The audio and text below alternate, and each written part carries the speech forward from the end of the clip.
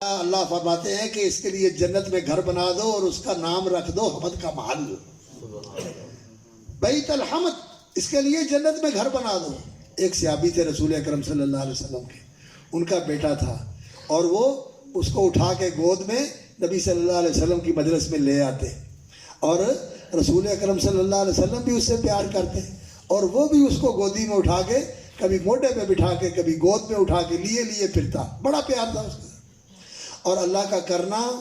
کہ وہ بچہ فوت ہو گیا، چھوٹی عمر میں فوت ہو گیا۔ اور یہ جو چھوٹی عمر کا بچہ فوت ہو جاتا ہے نا، بلوغت سے پہلے جو بچہ فوت ہو جاتا ہے یہ جنتی ہے، سیدھا جنت میں جاتا ہے۔ اور جنت میں جانے کے ساتھ ساتھ اللہ اکبر، وہ بندے کے لیے اجرن و ذخرن